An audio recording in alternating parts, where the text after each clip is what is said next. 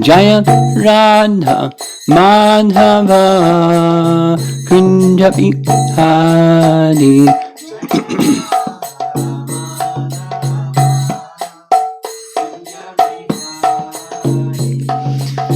Gopi Jana Ballabha Girivardhari.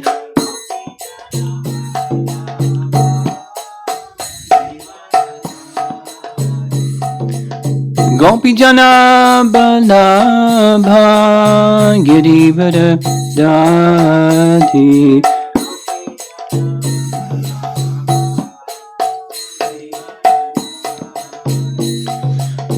Jasodanandana Brajajanarandana.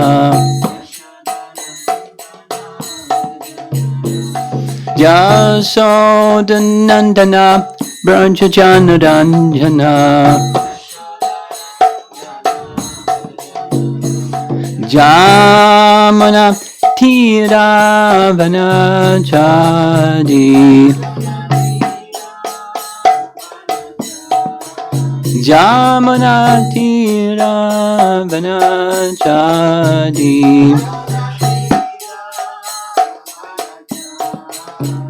Jaya Radha Madhava Kunja Bihari.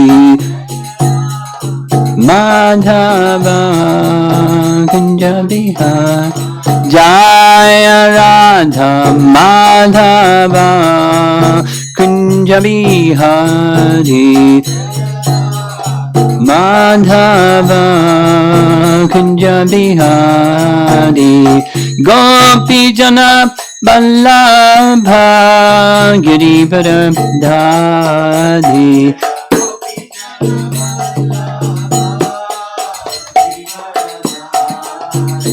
Gopi Jana Ballabha Girivardhari.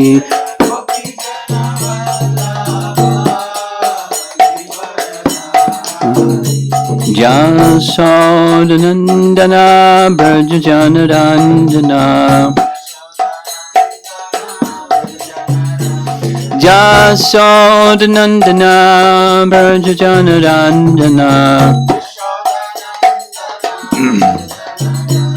Jamana Tiravanachari. Jamana Tiravanachari. Jaya Radha Madhava Kunja Bihari. Madhava Kunja Bihari. Jaya Radha Madhava Kunja Bihari. Madhava Kunja Bihari. Jayom Vishnupad Paramahansa Parivajagacharya Astatarasatasi Srimad His Divine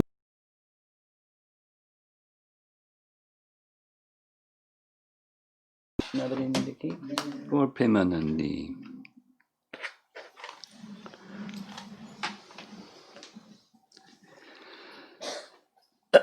Om Namo Bhagavate Vasudevaya.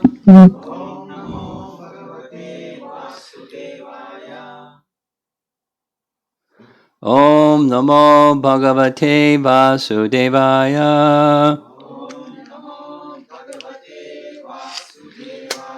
Om Namo Bhagavate Vasudevaya.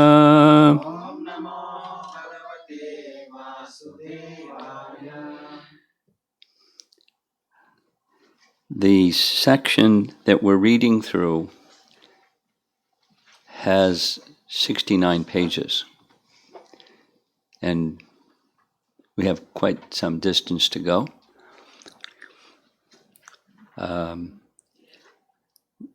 Just as a refresher, this section is from Bhagavat Sandarbha. Specifically, this Bhagavat Sandarbha section, Anuchhed, is expanding on the meaning of the second of Gajendra's prayers, 833. 831 is saying these are the prayers that King Indradumna recited in his previous life. Prabhupada describes in the purport mantra upasana that we should also in this life as devotees, in addition to chanting Hare Krishna, have some standard prayers that we recite, because who knows what your next life will be. By some accident, the great king became an elephant, but in circumstance, Super Soul reminded him of his prayers. So that's what these prayers are, Gajendra's prayers from his previous life as a king. And the second prayer, which is text 3 of Canto 8, Chapter 3, is the verse that we're reviewing, or Jiva Goswami is reviewing. And it has, the reason we're reviewing that one is because it has several similar elements to Canto 10, Chapter 37, Text 22. And that is the nature of the personality of Godhead, his all spiritual form, all spiritual qualities, all spiritual name, completely different from those of the material world, activities, qualities, name in the material world. This is chapter 37, text 22, is Narada speaking to Krishna, encouraging him to go to Mathura and do the rest of his pastimes. In the beginning, there's glorification, and then there's again glorification. And this is a glorification verse, the position of Krishna as all spiritual. So at the end of this Anuchade, we're going to finish it today and then move on to something else within Jiva Goswami's writings, Bhagavad Sandarbha again. But that just heads up, after establishing the all-spiritual nature of Krishna's form, etc., he goes to the next topic is how to understand this term nirguna, because it's in the Vedas. Nirguna. He has no qualities. And, the Mayavadis take it a certain way. We heard that Shankaracharya Swami reciting a different version than the Vaishnava version. But how to understand Nirguna? That's in the next section of Bhagavad Sandarbha. We're not going there. But it's a natural flow. You show, here's a bucket that doesn't have holes, and over there is a bucket that has holes. You can do it in reverse order. This bucket has holes. Let's take a look at one that doesn't have holes. So here's the BBT translation of 8.3.3. This is Gajendra's second prayer.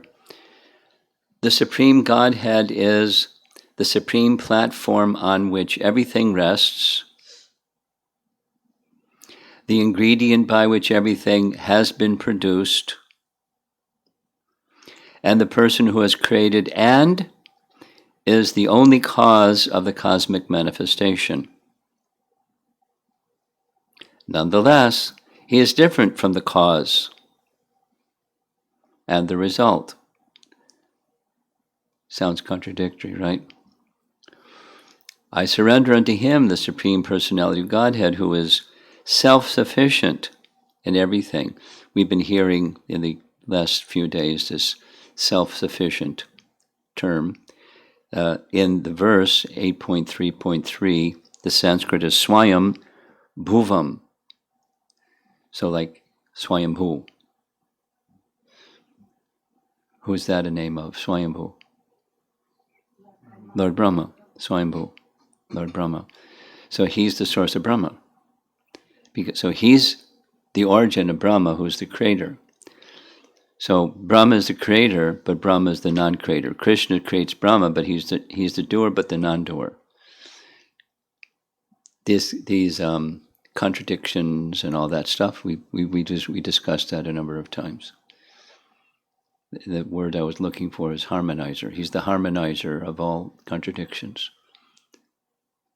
But there's, right in the text, there's some contradictions, and Jiva Goswami, has been pulling it apart and putting it back together again,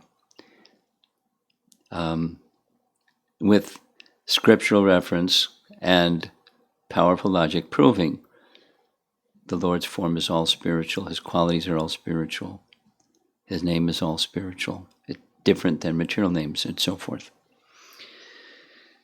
So this section that we just ended, the very next sentence, Bhagavan's purpose is bliss. So we were hearing there's this and that things going on when he does pastime, but the main is he's experiencing bliss and he's giving bliss to others, and by that the residents of Vrindavan are protected. And now, as far as Canto 10, Chapter 37, go do the same with others, because they're feeling fear instead of bliss. So give them protection. So that the secondary is kill Kamsa, but the primary is give them bliss. Reciprocate with their love for you, which he does. Then Jiva Goswami writes, let us return to the subject.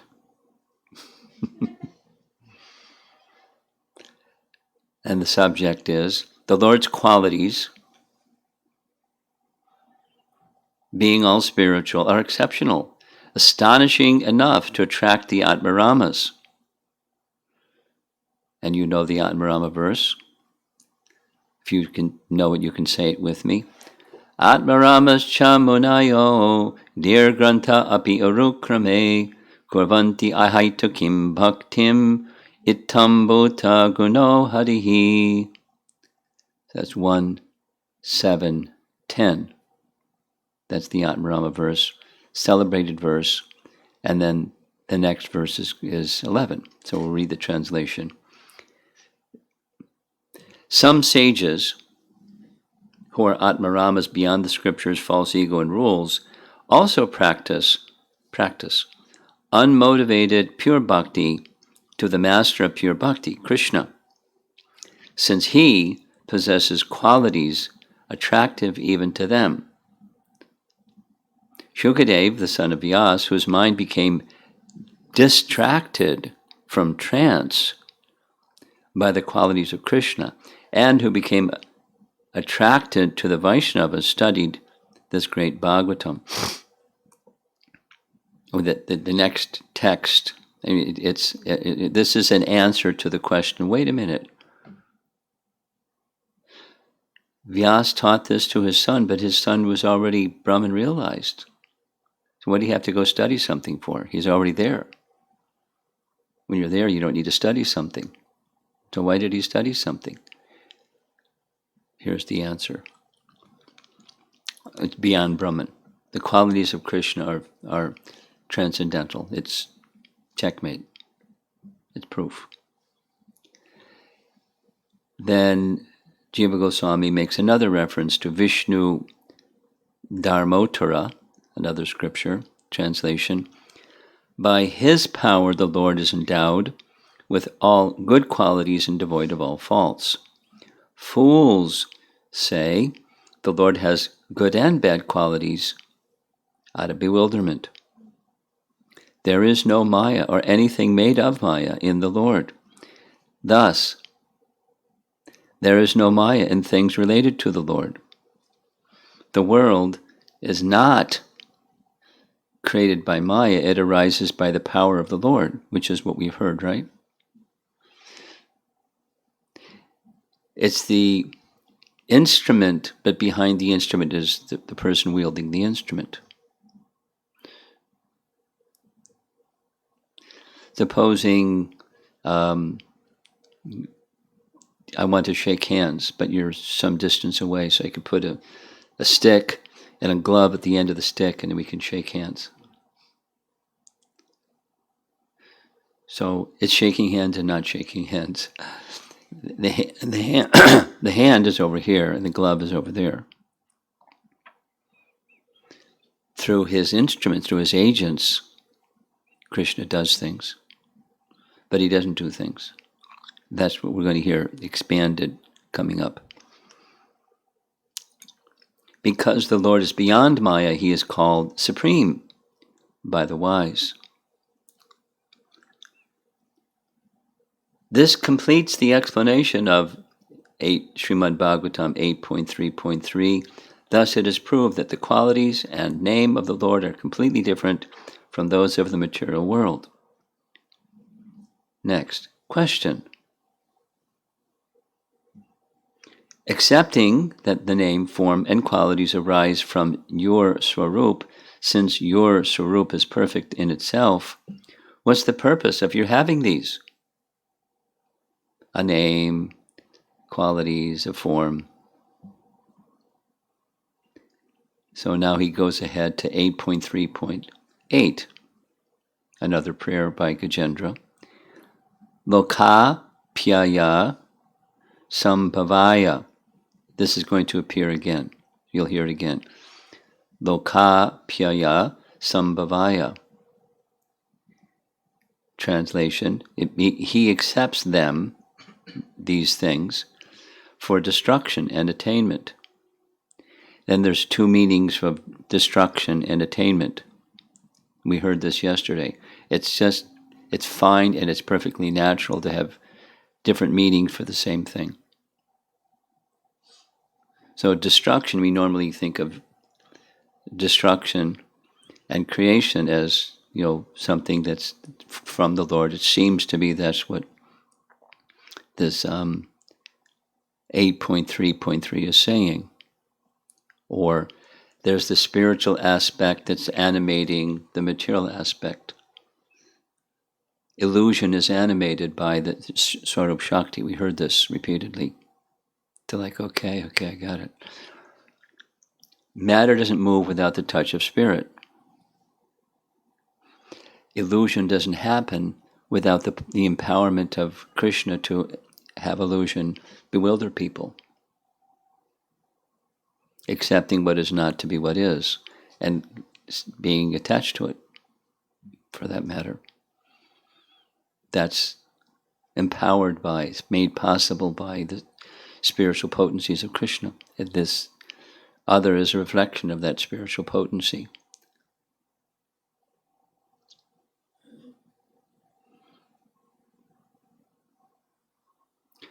So there's a spiritual conception of destruction. Here we go. Krishna accepts the forms for destroying samsara for the devotees. That's a different kind of destruction, like absolute liberation. And attainment of happiness, of bhakti for them. That's this, Bhagavan is all about bliss. And he does other things, but those are secondary things. There's primary things. He gives bliss to his devotees. And he annihilates their samsara and the causes of samsara. So back to this lokapyaya sambhavaya. Sambhavaya means for attaining. It also means to give special happiness, a bhakti, to the nitya siddhas who have already attained him.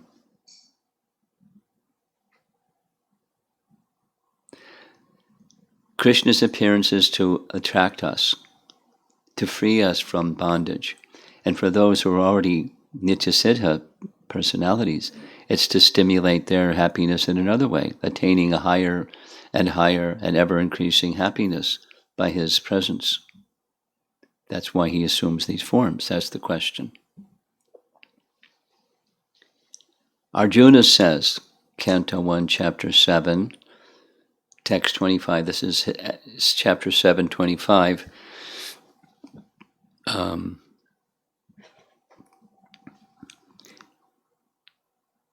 You appear in this world in this way, in your spiritual form, with a desire to relieve the burden of the earth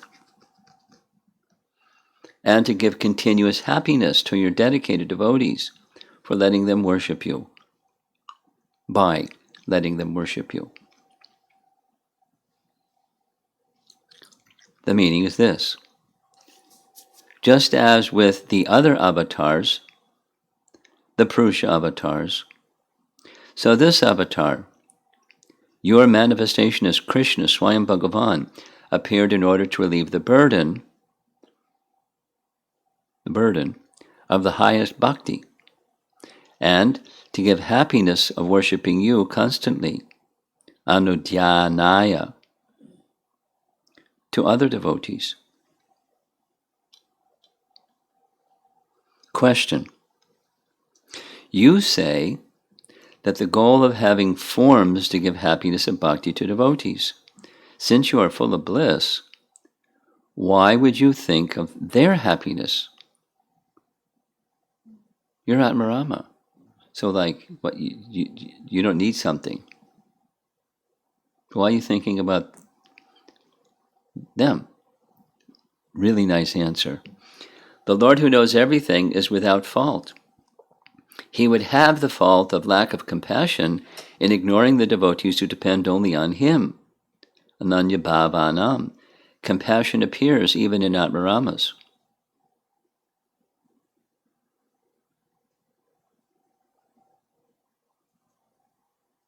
If I was in a courtroom, I'd really like Jiva Goswami as my lawyer. He's got an answer for everything. Question. No, excuse me. This is a reference to Kurma Purana saying the same. Still, the fault of birth and transformation, like he goes through different stages of life and so forth. The word in Sanskrit is vikara. So we undergo transformation, everything, the seasons and bodies and emotions, and there's continual transformation in this material plane. Still, the fault of birth and transformation can never be found in the Supreme Lord, but contrary qualities are found together in the Lord. This harmonizer of contradictions. Contrary qualities are found together in the Lord. Kurma Purana. Thus, it is possible for the Lord, who has a variety of qualities, the Shrutis glorify with wonder a portion of this quality spread everywhere in things related to him. So Krishna is present everywhere. But how is he present everywhere? A portion of his transcendental quality is present everywhere, even within the material world. That's vibhutis, right? Vibhutis? Vibhuti Yoga, chapter 10. And even aside from, of mountains, I'm the Himalayas, what about a bump? A small mountain. That's also Krishna. It is a portion of his opulences that are spiritual, are manifest. That's why they're there. This quality attracts everyone from Brahma to the lowest entity. Now quoting Canto 10, Chapter 32. Chapter 32 is from the Rasa Dance section. This is the Gopi speaking. Those individuals who are spiritually self-satisfied, no, it's Krishna speaking. Those individuals who are spiritually self-satisfied, the Atmarama personalities, those materially satisfied, those who are ignorant, and those who intentionally offend those who act for others' welfare, do not respond. Even those who love them, what to speak of those who are inimical. But the reason I do not immediately reciprocate the affection of living beings, even when they worship me, O gopis, is that I want to intensify their loving devotion. They then become like a poor man who has gained some wealth and then lost it, and who thus becomes so anxious about it that he can think of nothing else. Krishna is clever. He knows when to do that also, when not to do that. That there's a purpose. He's disclosing. The mercy of the all-powerful Lord, whose goal is happiness of the devotee, put it in big letters, whose goal is happiness of the devotee. He's all-powerful, but displaying his power or not displaying his power, or whatever he does, is happiness of the devotee. This is the Lord's astonishing, excellent nature arising from the play of the bliss of his Swarup. That is shown in this 8.3.8. Anukulam richchatiti. He eternally accepts birth. That's... Excuse me. In the already quoted, and then it gives, here's the Sanskrit, Navidyate yashacha janma karma va na nama rupe gunadosha eva va. Tatapi, and here's our loka pyaya sambhavaya ya, and here's our swa maya ya. Remember we discussed that threadbare? And Swamaya can have the meaning of his illusory potency or his internal potency. And depending upon context, one can understand it this way or that way. Swamaya tani anukalam richchati, eternally accepts birth and activities. Translation 8.3.8. He who has no birth or activities, no name or form, and no qualities or faults, eternally accepts birth and activities. So there's the accepting and delivering. And now it's translated in the Bhagavatam in relation to creation. So as Brahma and Shiva at the time of creation and destruction, by his energies, Krishna's energies, of Rajas and Tamas, for creating and destroying the universe. So we have two different creating and destroying ideas. And they're both from the same Supreme Lord, so he acts differently with the devotees and he acts differently with the non-devotees. And that's his prerogative. He's doing both at the same time, and depending upon the regard for him, they experience this or that.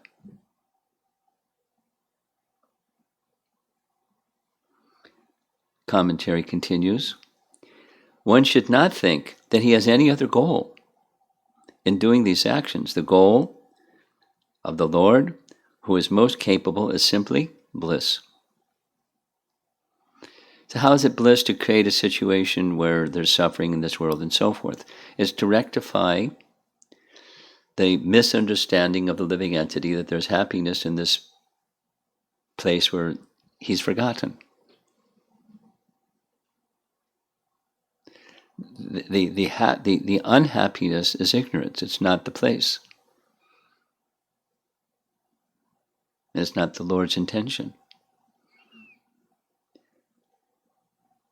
So I just take note, I'm saying it again, this Swamayaya, this whole message that we're hearing, in a number of different ways from Jiva Goswami, is same as this 10.37.22, where there's two possible meanings. And the main meaning is that he, Krishna, spoken by Narada, is not touched by illusion. And those that are touched by illusion, he dispels their illusion. and the illusion is suffering. But for those that they wish to not have contact with Krishna, then they have illusion. They have, this creation and destruction feature going on,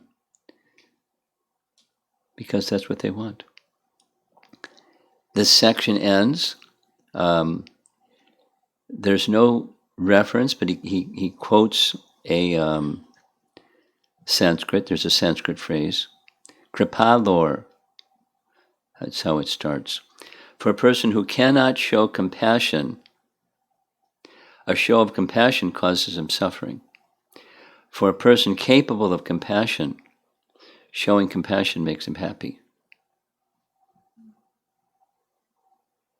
That's a good one to remember, huh? But compassion is not apart from an Atmaram person, or the personality of Godhead is by nature compassionate.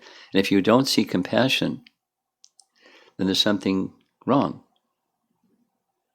Now, we may not understand the actions of a great soul who's doing something out of compassion. Like Narada, for example, Narada Krsna, Nalakuvera and Manigriva.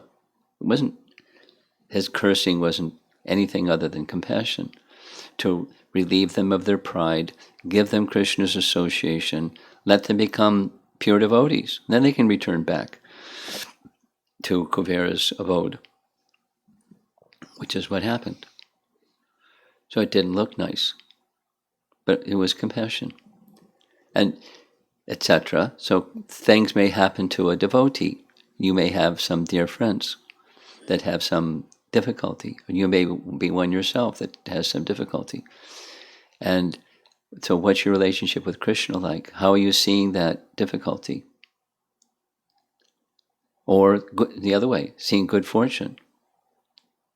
If you're if you have a strong tendency to be the enjoyer of good fortune, then it's not kindness to give good fortune, because you don't really understand what good fortune is. Those of you that are parents, supposing your child wants something that's detrimental, and you give them something that's detrimental, and think, oh, good fortune. It's not good fortune, it's not good parenting.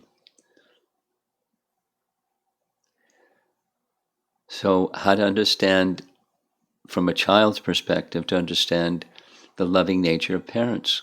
It has everything to do with the nature of the relationship. And the nature of our relationship with Krishna is good fortune, ill fortune, is, there's the material standard and there's the spiritual standard.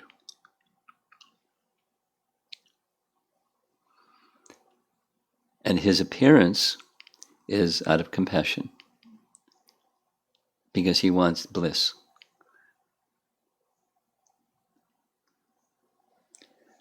Okay, so we're moving on. Not the very next Sandarbha, but it's now, this discussion is about the living entity, and by understanding properly the living entity, we can get a better understanding of the Supreme Living Entity. And here's the opening line. This is like the banner for the whole section we're going to enter next. The angsas of the Lord share the same quality. And this angsa can refer to the jiva, mame vangsa jiva loke. Angsa can refer to his expansions that are more on the Vishnu Tattva category. That's also, angsa applies. So the angsas of the Lord share the same quality. Quoting Canto 10, Chapter 13.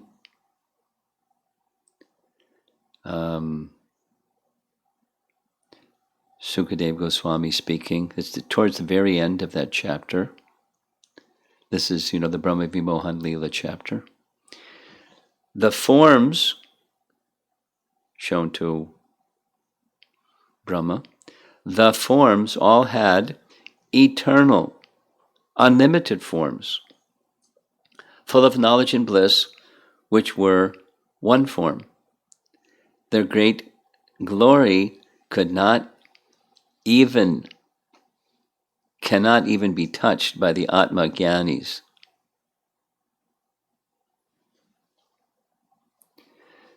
Atmagyanis, the speculators.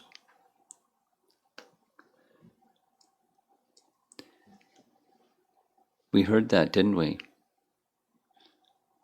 Itam satam satanam, itam satanam, Brahma Sukha. So the Gyanis may get to Brahma Sukha, but they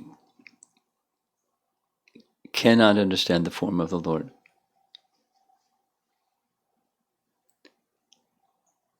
So the commentary says, all the forms are described with form.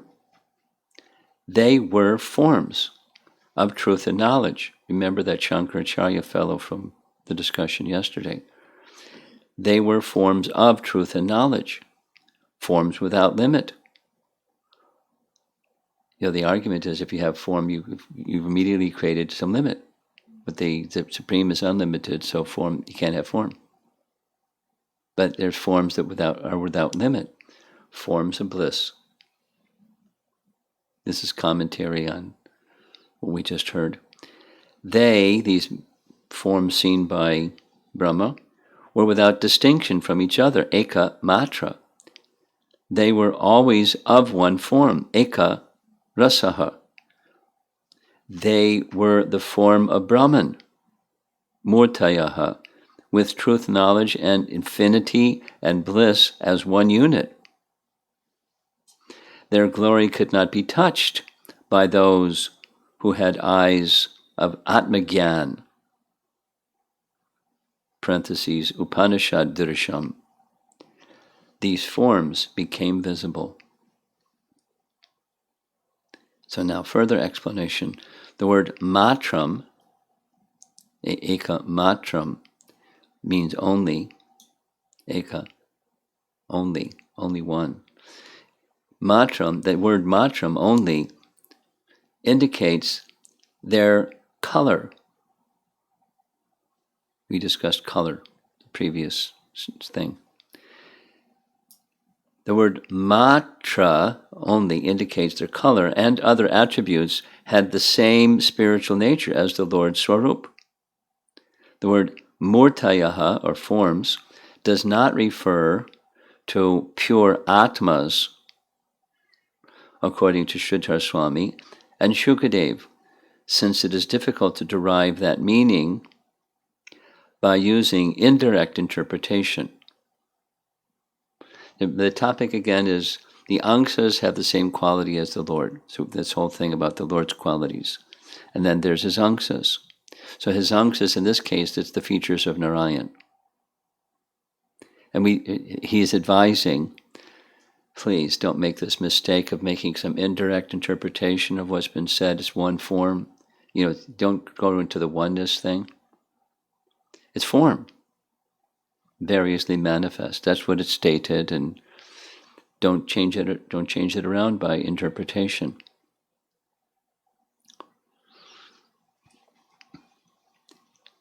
Next, he quotes Canto 3,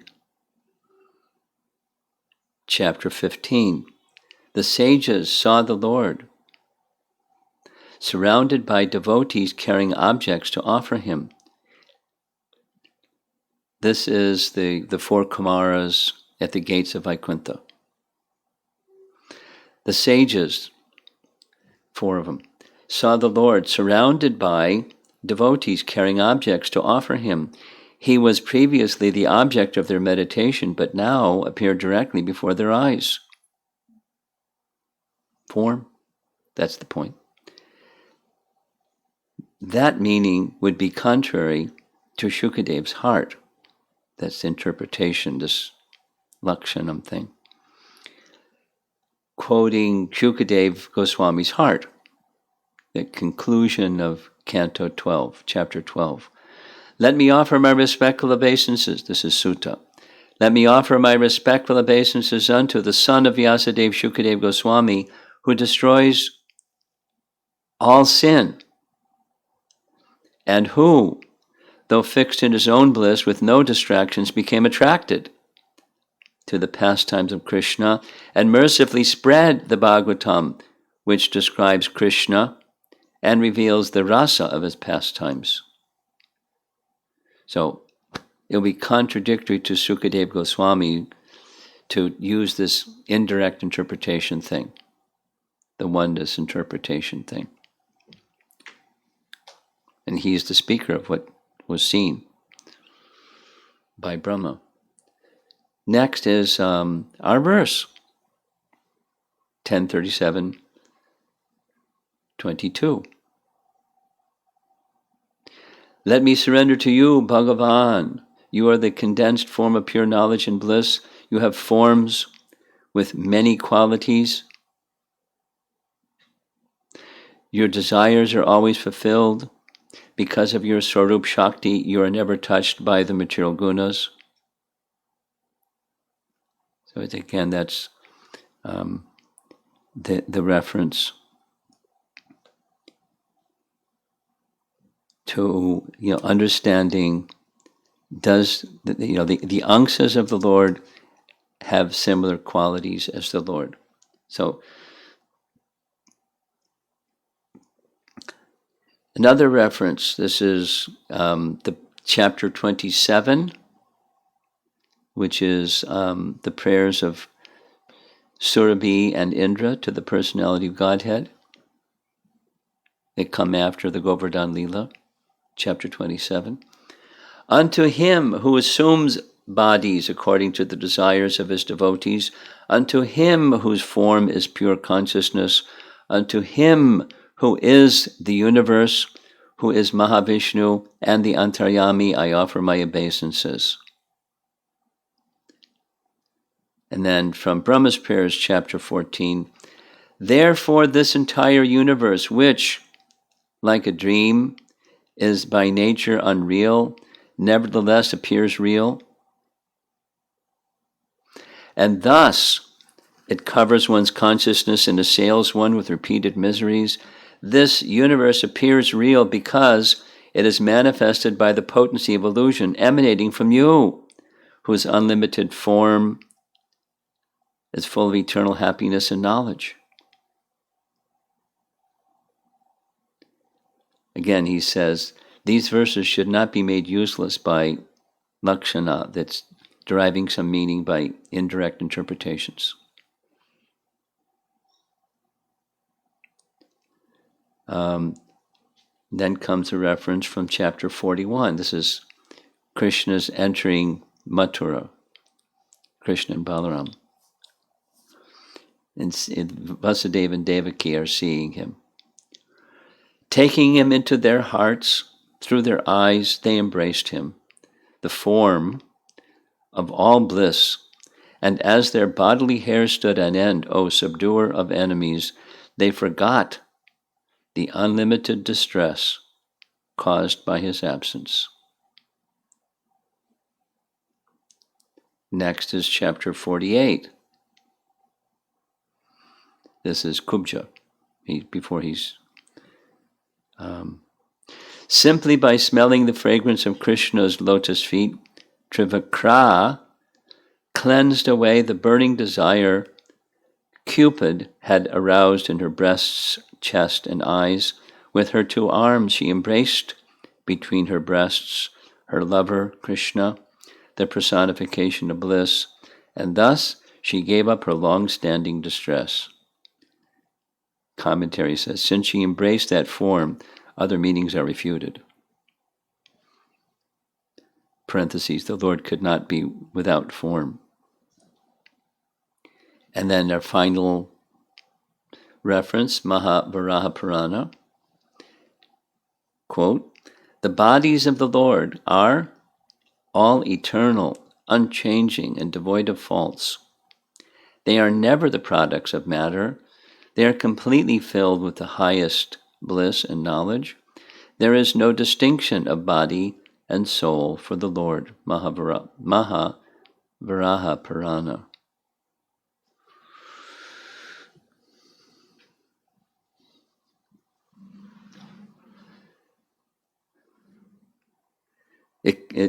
that's the end of this particular Anucheda, and tomorrow we'll start another one.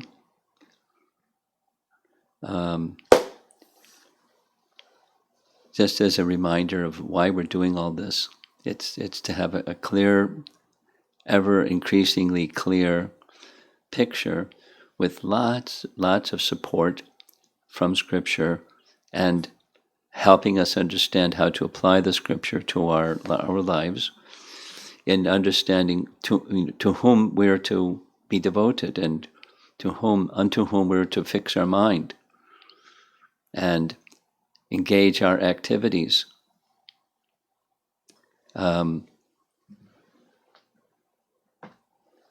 Sometimes it is found amongst the devotee community. Some people just like doing service. Like all of this is not, they get fidgety and let me go do some service. And what about persons who just want to do some service? Well, here's two answers. Doing service is fine. And while doing service, in addition to doing service, and while doing service, Mamanusmara, Yudhya, in Arjun's case, Yudhya means fighting. In our case, Prabhupada's translation is engage in your prescribed duty and always think of me. So how are we going to always think of Krishna? By being attached to Krishna, by hearing about. So get clarity about who is Krishna, and then it's not just some notion. God may be a notion. And when the going gets tough, we start to complain about that notion didn't let us down or something. Or just get distracted in, the busyness of life, and we're not thinking of Krishna. We're busy with, solving problems and getting things done and,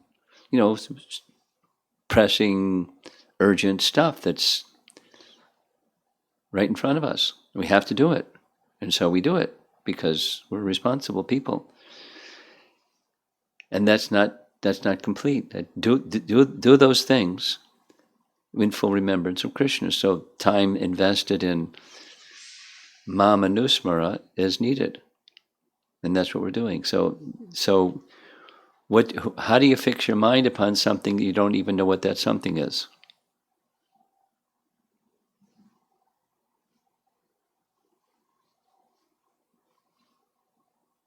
It's notional. It's like it sounds good. But when you get right down to it, your mind doesn't stay with Krishna when you're doing stuff. What particularly problem solving or taking care of some urgent business. Even just be household stuff or stuff with your family or, dealing with the world around you and living your life.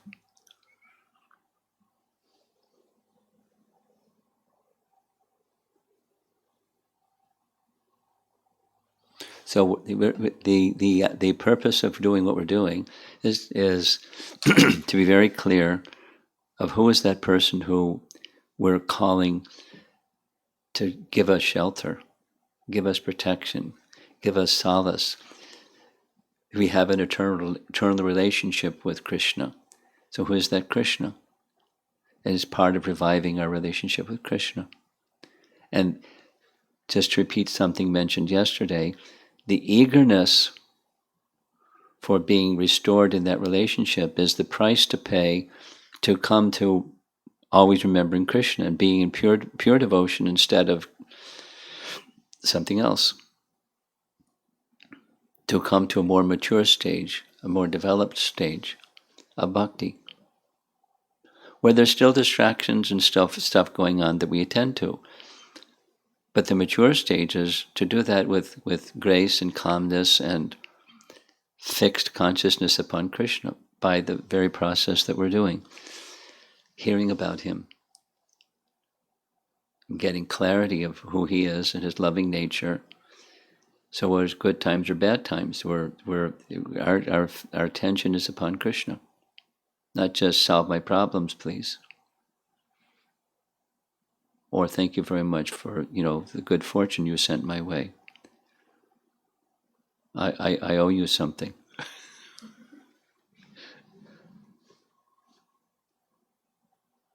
I mean, that's pious. But beyond piety is bhakti.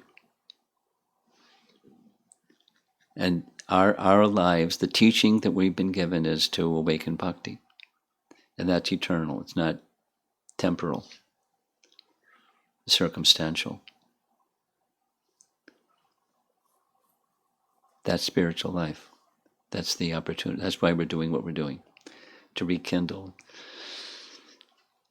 Krishna consciousness with some eagerness, even if we don't understand all of what we're hearing. It's fine. Let's see if there's some discussion. Yeah, go ahead. Just I want to express my gratitude, Guru Maharaj. This discussion is really concentrated. Yeah, it's really dense. And something that is helping me is when I'm going back and reading whatever, when I'm reading my study, so it is becoming much clear. That's I want to express, and thank you for that.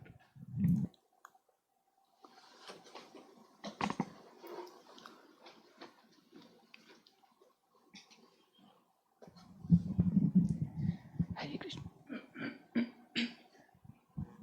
Hare Krishna, Guru Maharaj. On this qualities of the amshas are non-different from Krishna's qualities. Just want to clarify my understanding, Guru Maharaj. We hear that Krishna has the 64 qualities in full, whereas all the other avatars have not all of them. So are we talking about the similarity in the qualities, not the number? Yes. Yeah, that's good. This Mam Anusmara Yudhyacha you were talking about, Guru Maharaj, I was connecting to this Krishna attracting the Atma Ramas. I know it may be my mind, but it's saying, okay, Atma Ramas, they don't have to deal with all these things. So it's easier for them to, get attracted and because they have already seen all these lower things. Yes. And they identify that nothing is there. Yes, it is easier for them. So the question is, do I go about addressing all these so-called material, which doesn't seem to have an end? They keep coming. So how do I, divide, or I don't know, do I have to, put this much time to address the so-called immediate material things and this much for Krishna? You kind of spoke, I think, while doing the things, remember Krishna. So just want to hear some more on that. Time management is certainly an aspect of bhakti. When we're doing our primary activities, our practice should be exclusively that primary activity. You don't use that as a time to do multi-processing of other things. That's distraction, or worse. But so that's a practice while doing the primary things. And then when doing the secondary things, on the strength of having nicely done the primary things, that remembrance will carry on. And we may do different things. Intermittently open up Bhagavad Gita, or intermittently a prayer, or intermittently memorize a verse, or intermittently try to, purposefully try to invoke remembrance. However, what works for one individual, or at different times, the same individual, different things, resources that help. So when doing the practical things, It's not that you just throw away time management. I mean, you're going to have to cook. So when doing the cooking, carry the remembrance of Krishna with you, and then etc., etc., etc. The secondary becomes strengthened, or begin to carry some spiritual potency, even when they're not the primary. So time management and the spiritualization of the secondary. And that's by dedicating them to Krishna service and carrying, the purpose for those things is not just fulfilling a responsibility in the world, but it's to help carry you toward the goal. According to your nature, you have duties, all of us. Okay?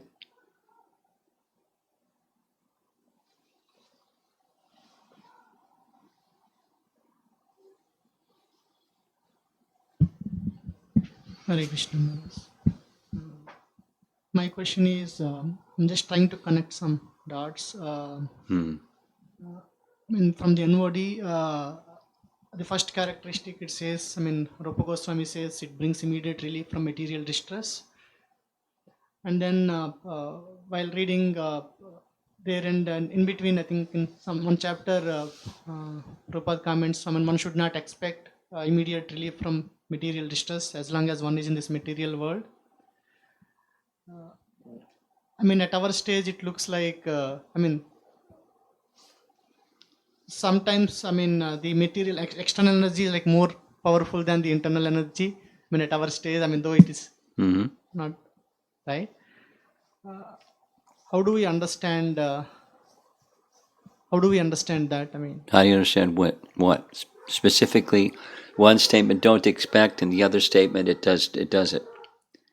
Material distress begins to be mitigated. Yeah, is that the how to understand question you're asking?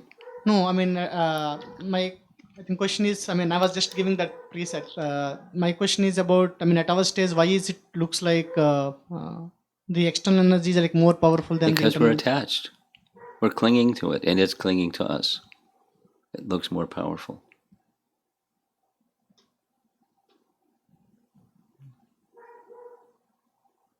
It feels it. The other is remote, and the other is proximate. It's where our consciousness is tuned into. Therefore, it has that seeming greater effect. The other is more remote. It's less active in our consciousness and thus in our life. So it's not less powerful, but it's our disposition of heart, our affinity. Okay? One other question. So this is how to ask the question. When thoughts come in mind a lot of times, and we get some answers based on our understanding. Still, there may be, I don't know if sometimes it is right or not right. Sometimes we get satisfied with that answer, what we get it internally. And at what point we need to ask that question? Which question? The question that come to my mind. So, at which point should you address the questions that come to your mind? Yes. Depends what the question is.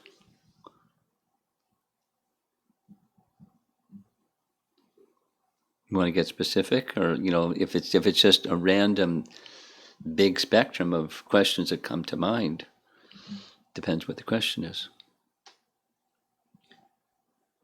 For example, this question I asked, I was trying to, think about it in the morning when I was reading. I got some understanding about because I was attached, but still I asked, should I ask that question or not to ask that question? So. But, even if you didn't have the chance to sit here and ask the question right now, you contemplate, but, be careful to look through the lens of Guru Sadhu Shastra, because otherwise you're going to come to, mistaken understanding, whatever it is. And then you have to, realign that mistaken understanding with something that you hear. So it's just practice of when you contemplate through a spiritual lens. And that will help adjust the conception, so it becomes a spiritual conception through which you're looking at some doubt or uncertainty or question or thought or something. The inquisitive spirit needs a medium through which to project. So if you have an opportunity to ask, and I've got lots of questions. I got a lot of questions. I've been sharing. Here it is again, and I'm in a dialogue with a very accomplished devotee. The person in charge of the TOVP. I have a desire to understand cosmology because it's important. I mean, it's not. If I don't understand it, it's not that I can't go back to Godhead, but it's important to get a spiritual conception of the world around us because we have a material conception.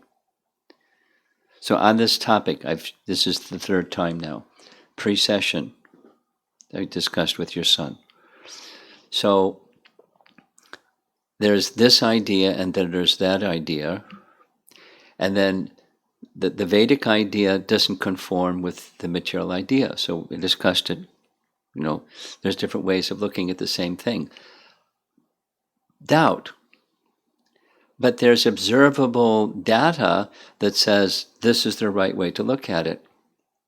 And so in this dialogue, an answer came back, which I'm going to research further, that says Jiva Goswami in his Tattva Sandarbha commentary, he wrote Tattva Sandarbha and he wrote a commentary to his own Tattva Sandarbha.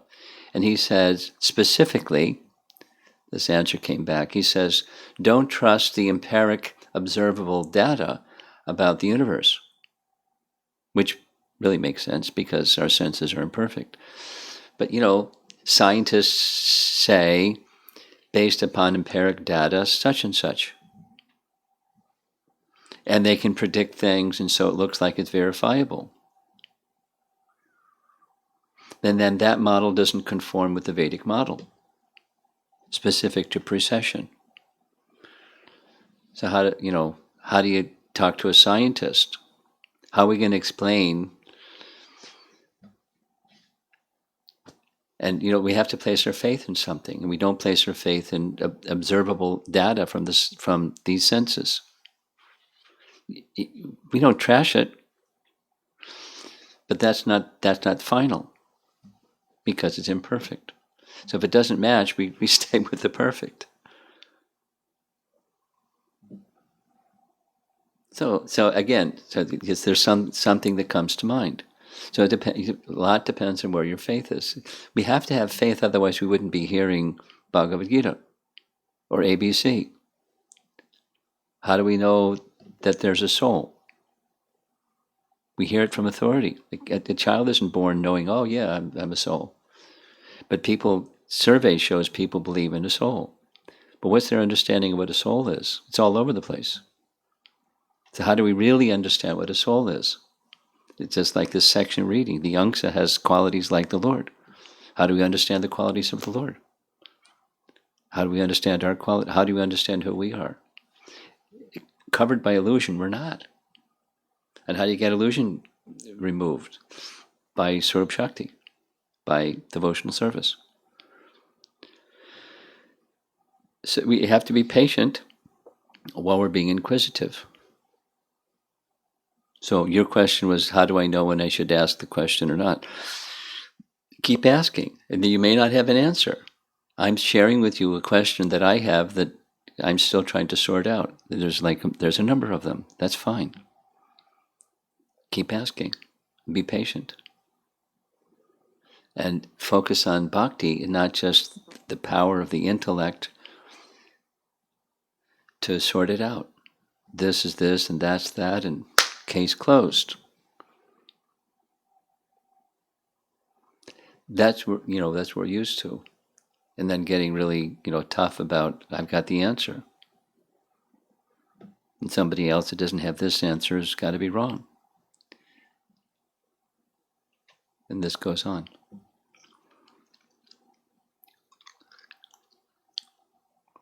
Okay? Can I ask something off? Yeah, sure. Go ahead, go. So we hear, today is Ganesh Chaturthi. Lot of, we used to hear a story about the Samantaka jewel, Krishna and all. And before that, how Krishna got into that challenge to prove himself he is not done that mistake. Yeah. So is there any scriptural reference to that Krishna getting affected by that seeing the moon on that day? No. I'm unaware of any scriptural reference about that. Okay?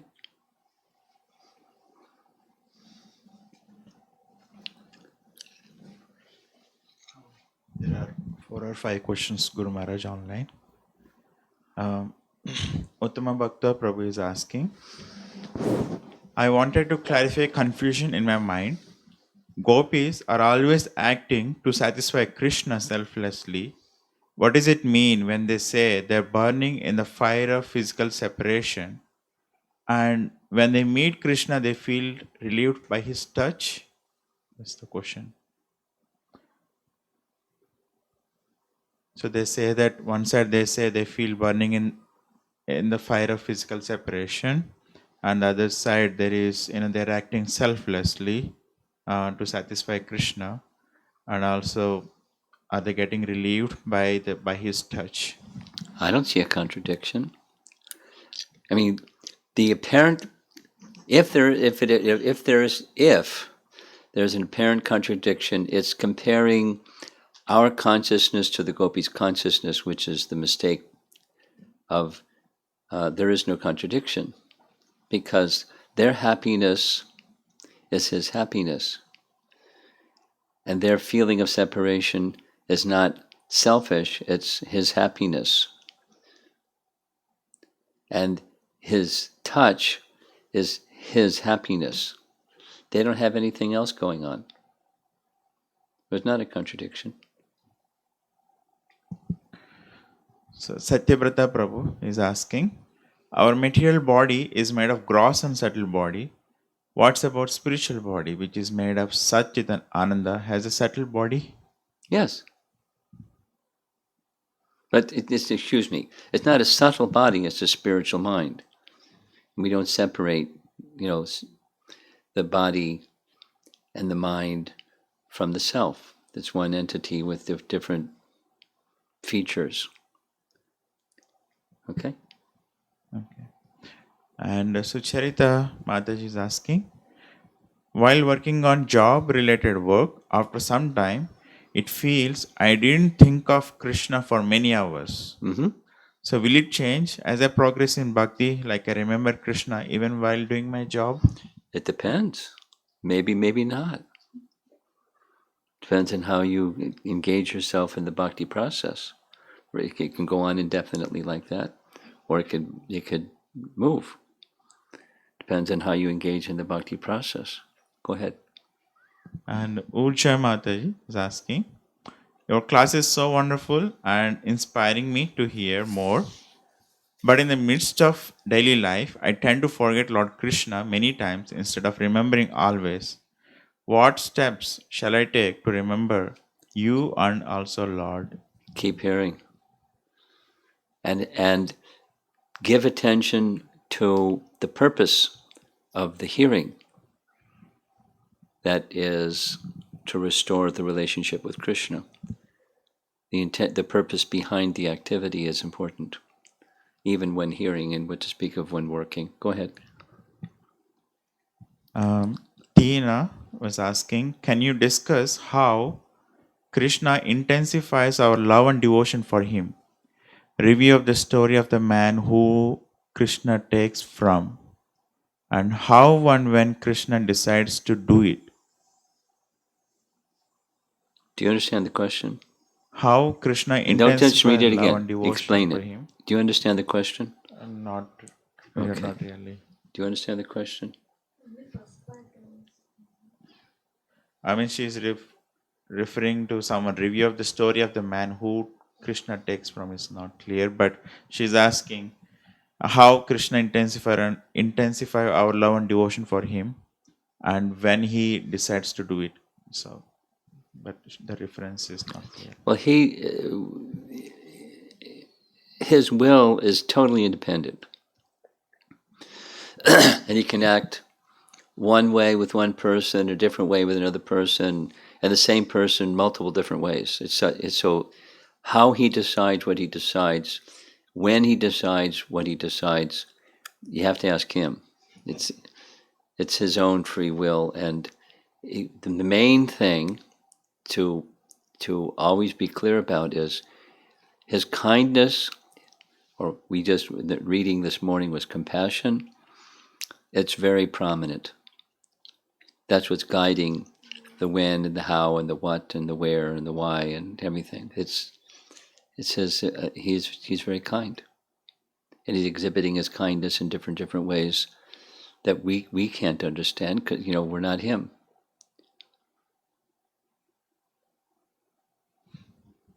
Giri Vatikota Prabhu asks, can you please explain more on doing daily activities in the service mode as duty versus loving service to the Lord? Well, this is the standard 9 to 5, how do I be Krishna conscious question.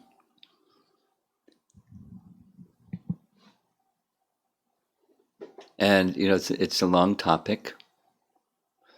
But the topic starts with nicely performed sadhana, and if you don't, to say it positively, the more you nicely perform sadhana, the more likely you'll be remembering Krishna during the day.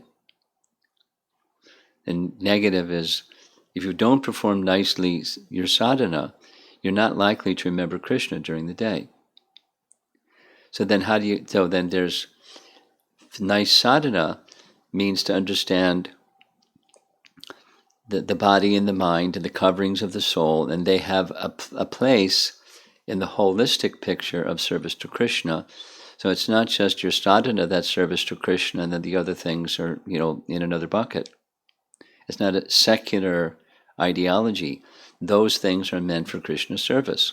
So then you have to contemplate how the mind senses and your working activity, the ability that Krishna has given you, is meant for him, including your service to your family and etc. etc. That's service to Krishna. If we think of, we'll say it negatively, if we think of living entities as not really connected to Krishna, then we're not going to think of our work as connected to Krishna. But if we think of the souls, our family members and the people in the workplace and the marketplace and so forth, this, the topic came up, I think it was yesterday, of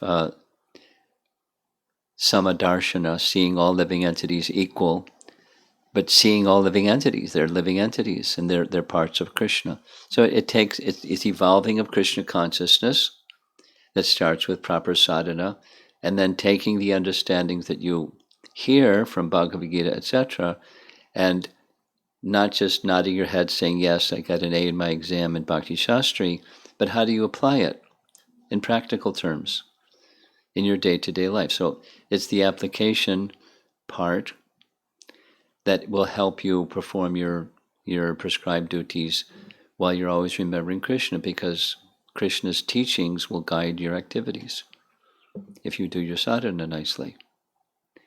And there's much more to say, but that's, I think, enough for this morning. I have 3 more questions, Guru Maharaj. This is from Sanda Mataji. I need clarification in time management. Primary duties as household work and secondary duties are like a spiritual activities like our sadhana and reading and listening. Is that correct?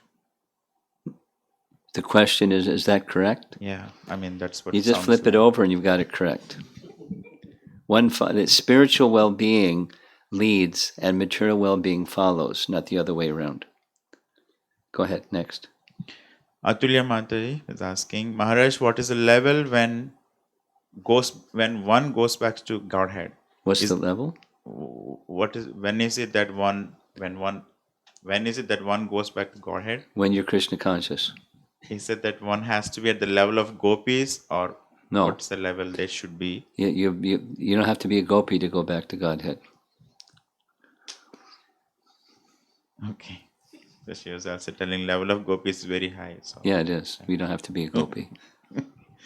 And final question, Chandana Mataji from Nepal. Can we ask this question of the discrepancy between pure devotional service giving immediate relief from Klesha Agni, yet later anybody sets the expectation that relief cannot be immediate. One has to suffer or enjoy their karma.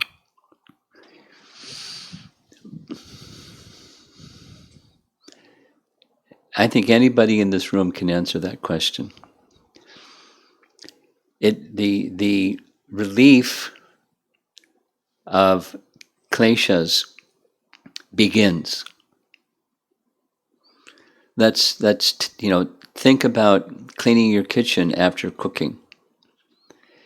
Is cleaning your kitchen after cooking something that just happens in half a second? Or does it take some time? And then clean, and there's more clean, and then it's spotlessly clean, finished. It takes some time. Like cleaning your kitchen, so also cleaning the heart. It takes some time. And as we clean our heart, the contaminations of the heart become diminished, and thus the sufferings, because suffering is due to ignorance, that the ignorance is diminished by your connection with Krishna, knowledge of Krishna. So it begins immediately, but it's not complete. And then this other idea that we're obliged to suffer the reactions of our misdeeds. The fact of the matter is, there's two facts. One fact is, bhakti is so powerful that immediately your prarabdha karma is gone. Bhakti is so powerful that immediately your prarabdha karma is gone. I said it twice. So when you or I experience some difficulty, it's not prarabdha karma. It's something else. It's Krishna's mercy, or a reminder of our past misdeeds to keep us sitting straight rather than getting complacent. But it's not simply due to karma. And so the second part of that answer is, if a devotee speaks like that, it's coming from a place of humility. It's not I'm a devotee and so I have no karma. So fie on you, material energy. I'm sticking my tongue out at you. Forget it, Buster. So that's not the mood of a devotee. The mood of a devotee is very humble. And I've done some, who knows how many misdeeds. And if something comes my way out of humility, I think this is coming my way because of my misdeeds. But it's not 100% you're getting everything that you would have gotten if you hadn't become a devotee. That's not karma. Okay?